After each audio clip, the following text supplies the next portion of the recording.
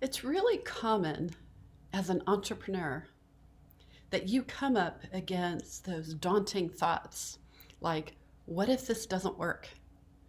Oh my gosh, what if I'm a failure? But what about at the other end of the spectrum? What if what's truly holding you back from the very success that you want is your fear of success? Fear of success. Your fear that you are actually, truly, really, really good at what you do, and that you and your work could change a whole lot of lives. That thought that you could make more money, way more money than you ever have, maybe than your parents have, or anybody else in your family, like your brother, your sister, even your husband. What if you were a household name? What if your family saw your book display at Target? Would that make you feel excited and proud, or would that make you feel like, oh my gosh, I'm shining too brightly? This shining too brightly, this fear of shining too bright, is actually called the golden shadow. So that's what we're going to dive into today on Joyful Business TV. So you can start seeing how this golden shadow is all around you all the time and how it's affecting you and your business and is holding you back from the very success that you desire. So hello and welcome. I'm so glad you're here for our next episode. I'm Laura West. I'm the host of your show and the CEO and business success coach at the Center for Joyful Business. You can find it at joyfulbusiness.com. So for over 20 years, I have been working with coaches, consultants, healers, speakers, real estate agents, chiropractors, all sorts of people who are conscious business owners. And they are really out there to do, like they want to do their soul work. They want to do work that is meaningful, that's going to change lives, it's going to make a difference in this world. And yes, they want to make really great money at it. And they don't necessarily want to be a 24/7 marketing expert. They want a different environment where it's not about hustle and grinding, but it's about flourishing from the inside out. That when you're so aligned with your beautiful brilliance and you're so aligned with your authentic marketing style, the marketing becomes, at least it becomes, may not be easy, but it becomes easier. And it becomes something that can be a creative and fun way to connect and relate to people and to be able to get your work out there and help them. And you know what? I know that it's possible for you. I believe that each of us is actually meant to flourish, that we have everything inside of us, just like the acorn has everything inside of them to be the mighty oak tree. You have everything you need inside of you to be this really successful entrepreneur. But there are things that get in the way. That's what we're going to talk about today. One of those things is called the golden shadow. So today I'm going to talk about what is the golden shadow and how does that get in your way and what do you do about it? How do you start working with identifying how it's impacting your business? So, we were talking about this idea that you want to do meaningful work that you love, right? You want to market in a way that you enjoy, right? That feels good in your heart. You want to have fun, flexibility, freedom. You want to make great money doing this work that you love while changing lives and making a positive difference. Do you know what? That's a really different way of showing up in the world. And you know what? Different, we've been taught that different is bad. Being different from the crowd, being different from the group is bad, and that you might get kicked out. And that's actually like in our DNA, we really want to belong, even if it's kind of a secret belonging. We don't want to get kicked out of the tribe, right? Because you get kicked out of the tribe, you're going to starve, right? You're going to be alone, you're going to starve. You're not going to be able to have the quality of life you would have if you're in the tribe, right? And now, back in the day, it was the tribe, the village. Now it's your home, your family, and things like that. So, you know what? You have to be daring and courageous to do it a different way. But that's where we hit that upper limit that is like, can I really do it different? Can I really be this creative, this passionate? And can I actually receive the money, love, joy, success that's possible when I show up fully?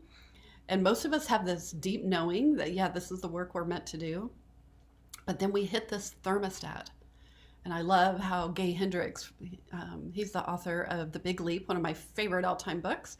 And he talks about how much love, joy, money, success will we allow ourselves to experience, will we allow ourselves to receive. That we actually have this thing called the thermostat, and I call it the golden shadow, that, that it's like this limit. Like we will start sabotaging ourselves so that we don't grow taller than the other poppies, right? There's the tall poppy syndrome. It's another name for it as well, that we won't go taller than everybody else around us. What if you were more successful than your colleagues? What if you were more successful than people who went through the training at the same time you did? We think, it seems logical, like, well, that's going to happen. Everybody's going to grow at different rates. But actually being more visible feels more vulnerable. So we're not necessarily used to these shadows. We're used to shadows are these dark places, right? They're these caves that the icky things, scary things hide out in. That's what my friend and author George Herrick calls them, hanging out in the caves. And that's where we hide our shames, our fears, our worry that we're going to be embarrassed or humiliated. But like I said, we also have these shadows on the other end of the spectrum. So I'm always talking about how we need to embrace the range. On the other end of the spectrum is love, passion, abundance, success, joy, and that we have, one of our deepest fears, that we have so much potential in us that actually really scares us. And our negative ego will get in there and do things to sabotage us. So I want to share with you one of my favorite all-time quotes. You may have heard this before. I actually put this quote in one of my first products that I ever created called the Joyful Business Guide, which was a creative business plan, my very first edition of that. And I had this quote front and center because it so speaks to what entrepreneurs run up against a lot, especially a lot of women entrepreneurs who may not have a lot of experience in shining outside of the community, outside the family. So this is by Marianne Williamson. She's a prolific, an amazing author, speaker, and she also ran for president. You may remember she ran for president on the Democratic ticket a few years back. So this quote goes like this: "Our deepest fear is not that we are inadequate. Our deepest fear is that we are powerful beyond measure. It is our light, not our darkness, that most frightens us. We ask ourselves, who am I to be brilliant, gorgeous, talented, fabulous? Actually, who are you not to be? You are a child of God. Your playing small does not serve the world. There is nothing enlightened about shrinking so that other people around you won't feel insecure. We are all meant to shine as children do. We are born to make manifest the glory of God that is within us. It is not just in some of us, it is in everyone. And as we let our own light shine, we unconsciously give other people permission to do the same. As we are liberated from our fear, our presence automatically liberates others." I just love that quote. It moves me so much. Growing up, that was part of what I learned was like, don't make waves, don't put the neighbors out. We just learned to kind of hold back and not rock the boat in our family, in our neighborhood. That was just a sometimes spoken, sometimes unspoken theme that went through our family. And the thing is, that stuff that you learned as your family then shows up when you start your business and when you're growing your business and you want to step into a bigger vision of your business. You want to market in a bigger way. You want to share your message in a bigger way. You want to reach more people. You want to make more money. And then somehow at times it's like, but why do you get so afraid, right? And sabotage from the golden shadow perspective, right? Being an entrepreneur it's a transformational journey. If it was easy to just sit our butts down and do one, two, three, four, we would have already done that, right? If that was the path, we would have already done that. But there's something about putting our work in the world, especially work that we're passionate about. This is one of the talk about shadows. This is one of the shadow sides of having a purpose-driven, passion-sourced business, is that it matters so much that you can be afraid. It brings up those deeper, darker fears, whether they're the fears of failure or the fears of success.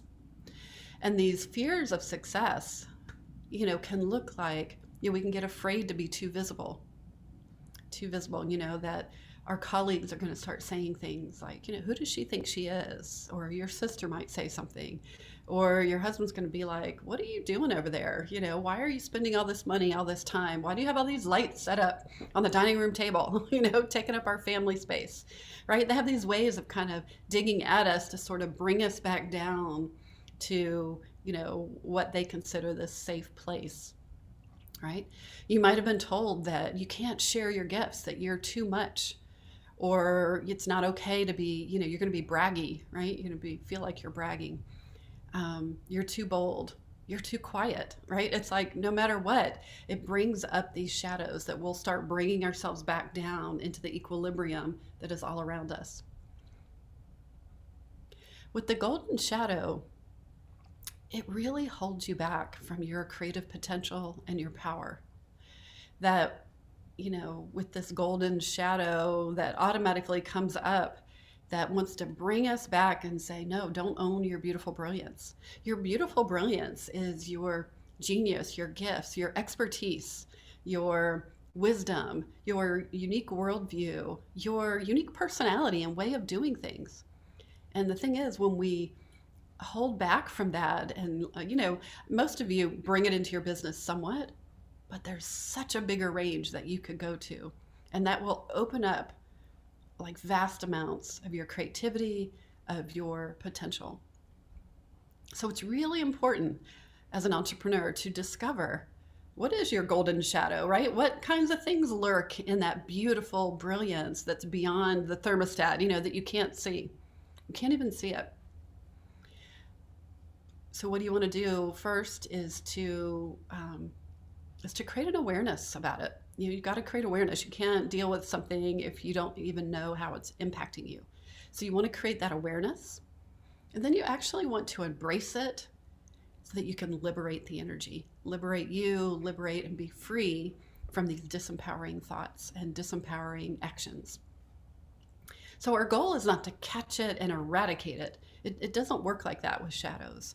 Our golden shadows, you can look at it as an ally. It's part of this part of you that's an inner protector. They want to protect you from getting hurt, from the poppy being too tall, from, sticking out, so that the lion catches you. It's like way in our DNA, right? But it's like now the overprotector is overdoing their job. And that when you discover where you hold back on dreaming bigger, on really, really saying yes to the big vision, when you make a commitment and follow through on things, when you really discover where you hold back and sabotage yourself in all these different forms, you're going to open up so much more. So much more is going to be possible. More love, more joy. I had a colleague years ago, she published a book called How Much Joy Can You Stand? I think that's a great example of the golden shadow. So often we won't even let ourselves feel the joy. Like we see that in little ways, right? I know this happens every time on an airplane. When I'm on an airplane, I've always got a window seat. There'll be somebody in the aisle seat, and maybe that middle seat is empty, right? And I'll be like, ooh, are we going to get lucky, and have this middle seat and have a little extra space? And the person in the aisle always is like, shh, don't jinx it. Like, don't celebrate the joy, because something's going to happen, right? Something bad's going to happen. That's a little example of how it might show up, right? It might show up that you do something really amazing. You have a big success, you get a new client, and maybe you feel hesitant to share it with certain people, right? I used to have that happen in my first marriage. I would, once a month, I would go to Barnes and Noble, and I led a program called the Love Your Life series. And I would feature a different personal growth book. And I would have, women who would come. There'd be a dozen women there each time. And we would go through different exercises. This is way back in the first year I very started my business over 20 years ago. And I loved doing this. I loved working with these women and helping them discover something new. I loved translating the book into these exercises. I loved doing it in Barnes and Noble back in the day when they would let you do that. And I would be on this high. And then I would go home and I would start dimming my light. I would just dim my light. I didn't want to come in feeling too excited. And there's a whole lot of reasons for that. I didn't want to get too much attention. I didn't want him to think, all sorts of things that I was worried about that we actually never talked about. And I never realized that I would open the garage door and I would dim my light. I have a very real, visceral experience still of that opening. The garage door was opening and I would dim my light, because I didn't want to walk into the house feeling too excited about things for all these different reasons. So that's just one example. So you're going to want to look for stories in your life, look for examples of where that's showing up. So here's 3 strategies that I use with my clients when we talk about, what kinds of things are holding you back. We talk about how this golden shadow keeps you from the very success you want. So the first place to look is around your triggers. And really looking at, people who trigger you, and you start criticizing them, or maybe you feel jealous of them. And I know so many coaches want to be all enlightened, or conscious business owners like, no, I'm not jealous. There's plenty for everybody. Yes, there truly, truly is. But how many of us live like that every single day? And, you can live like that and feel like you want something good for someone else, and you still get triggered when you see their brand new website, you see their new photos, you hear they got this really big contract, or maybe they published a book, and you might be like, darn, I wish I would have thought of that. I wish I would have done that. Why haven't I written my book yet? It's just natural, right? We compare ourselves. But then so it's a place to look. Like, where are you scrolling through your Instagram and saying, oh, like you might not even voice it out loud, but like you're thinking, who does she think she is, right? Does she think she's so special? Or she's in that beautiful photo shoot? Here's the thing, is that it wouldn't bother you if there wasn't something in you that, a part of you that actually wants something that person's representing, right? So maybe you don't want to have the photo shoot where you're at the Four Seasons spread across a Jaguar. Maybe you do. Maybe you want some part of that, right? Wouldn't mind having a convertible Jaguar. And I love staying at the Four Seasons, but you know what I'm talking about. Sometimes those extreme lifestyle photo shoots can really trigger. I mean, we've heard all about social media, how it triggers a lot of people at different times, right? When you wish, so it triggers you. But the thing is, it triggers you because there's a part of you that wishes you were that confident to lay across, the Jaguar, or to be in the convertible Jaguar, right? Or to do the photo shoot whatsoever, that you could be that comfortable in your own skin and that successful. And so you want to just, again, it's not about, what we're talking about here is looking for and admitting where those triggers come up. Where somebody who's published the book and you feel that little ting of, darn, I wish I would publish my book. I wish I would write my book. That kind of thing. All right. Those are places to look, because that's where you're actually holding yourself back. It's something in you that wants to come more alive. So another trigger on the opposite end is that you admire someone so much. Like they are, I call them your mirror mentors. Both of these are your mirror mentors. These are people that, they trigger something in you, right? There's some sort of response. So a lot of people admire somebody like Brene Brown, Oprah Winfrey, Liz Gilbert. Those are some popular ones. But there might be other coaches, writers, authors, colleagues, speakers, other entrepreneurs that really inspire you. It could even be people like previous bosses, sports coaches, music coaches. There's all different people that I admire because they do something a little bit different. And here's the thing is like there's something in them that is like, wow, I wish I was doing that. There's this one woman, she's writing. I don't want to teach writing. Um, she's talked about creativity and writing for years. She leads writing retreats in Paris. That sounds so amazing, right? I'm not saying I want to do exactly what she's doing. I don't really want to teach writing. Um, but there's something in me that's like, yeah, what if I went to a writing course, writing workshop or retreat in Paris? I want to be a woman who does things like that, right? So there's something inside you that comes alive. And so you want to look at what is it that they're doing that maybe is a part of you that's like, oh, I want some part of that, like I'd love to do a writing retreat in Paris. And then who are they being? What are the qualities? That's someone who was confident. They're doing international retreats. They're taking their passion and turning it into something that they love, and they're helping other people do it, and they're really creative at it. Those are some of the things that come up for me. All right. And I was thinking of another woman. She's another writer. I'm noticing that when we go through phases, right? And I'm definitely in a phase around looking at writers and excuse me, and the writers who are, they trigger me, right? Trigger you up, trigger you down, whatever it is. But there's something that sparks and comes alive in you.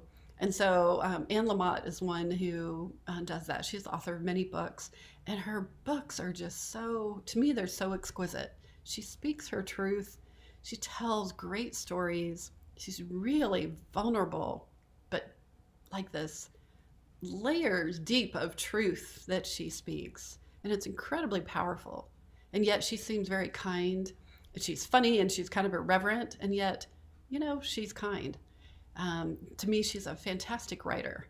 And so I can admire all of that, right? But there's a part of me, the reason I'm admiring it, that I have this emotional response, is that there's a part of me where that wants to emerge even more, right? So that's a place to look. Like, if that happens for you, it's like, where are you holding back from practicing writing, practicing finding your voice, writing your book, or just taking a writing course and practicing your writing, or writing in your business, for example.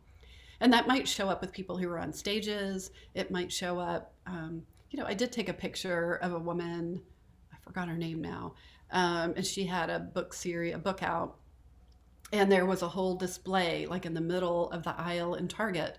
And I took a picture of that display. And she has a very different message than I do, but there was something about being with, look at this display that she has right in the middle of, it wasn't even the middle of Target. It was like right in front of the cash registers, right? So everybody had to walk by it, either coming into Target or going to the cash registers.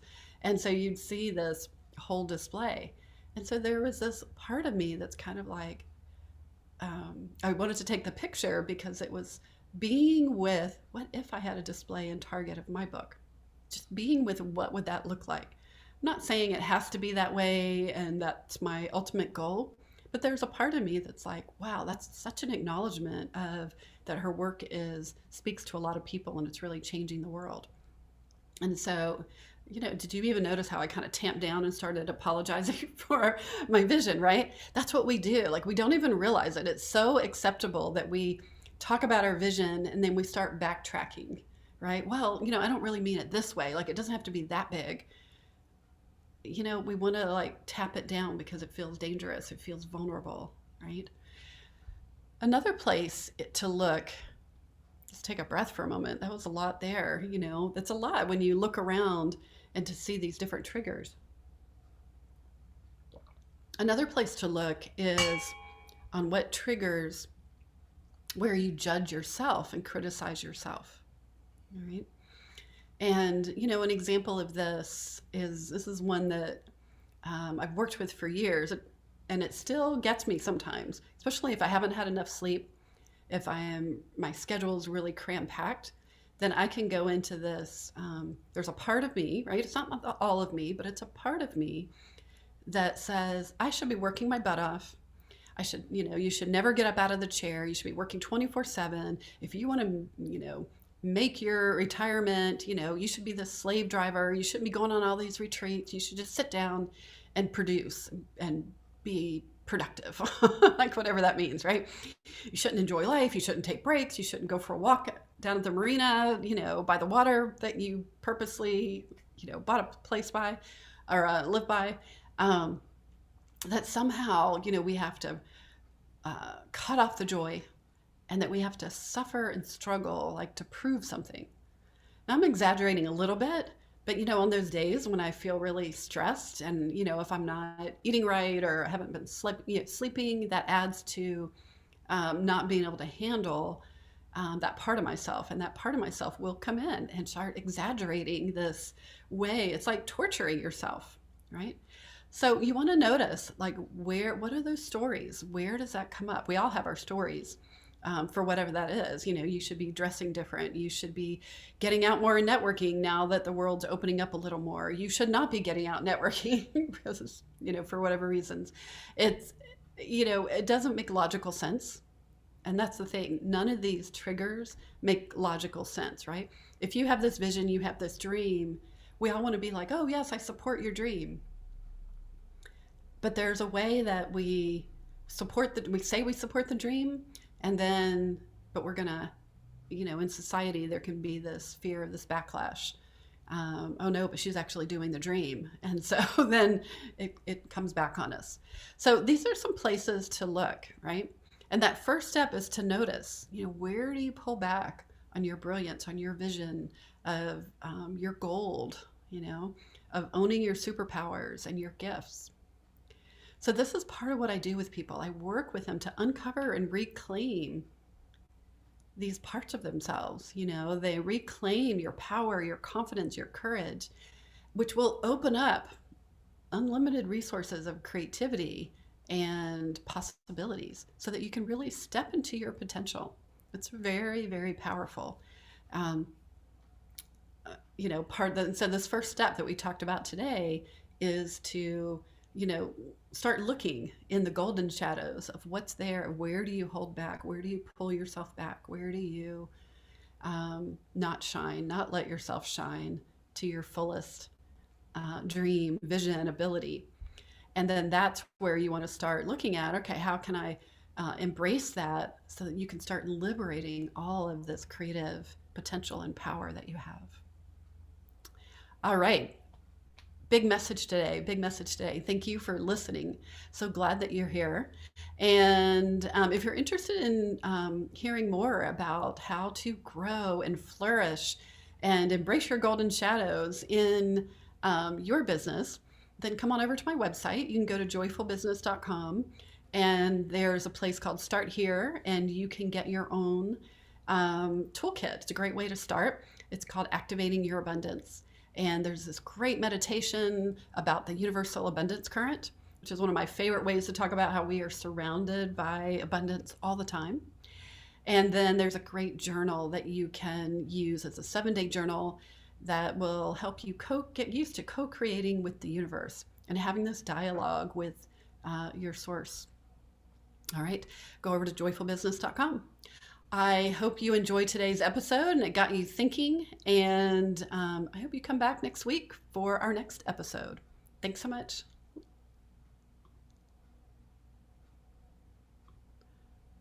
Thank you for watching this episode of Joyful Business TV.